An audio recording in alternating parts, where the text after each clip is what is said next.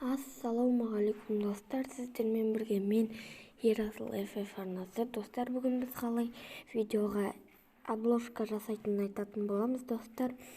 Яғни достар, обложканы білмесеңіздер, яғни мысалы қазір видеоға қызықтырып бір монтаж жасайды, мысалы бір фотошоп деген сияқты қояды емес пе, мысалы сондайды обложканы қалай жасайды. Ол үшін достар, бізге мынандай керек.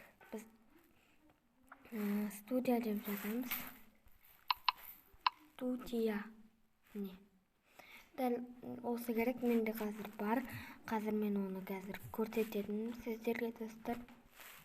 Открыть деген батырманы басамыз. Енді оған кірген кезімізде қалай істейміз десек, міне мысалы бір видеоны таңдаймыз.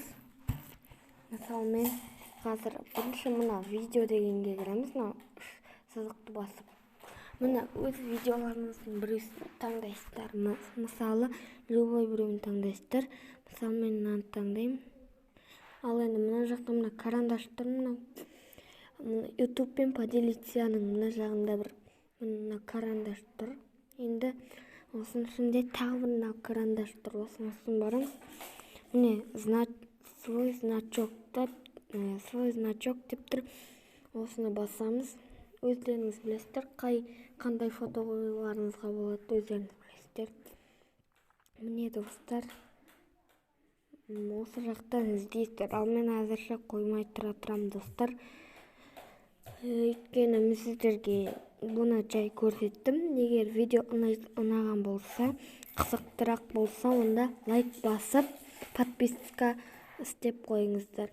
Достар, және де мен көп бір күн сайын или апта сайын видео түсіріп отырамын достар. Егер осы видео ұнаған болса, керектеріңізге жаратсаңыздар, оқасы жоқ достар. Мен осындай қызықты видеоларды түсіріп отырамын. Ал сіздер маған подписка, лайктарыңызды басып кетіңіздер. Ал сау болыңыздар достар.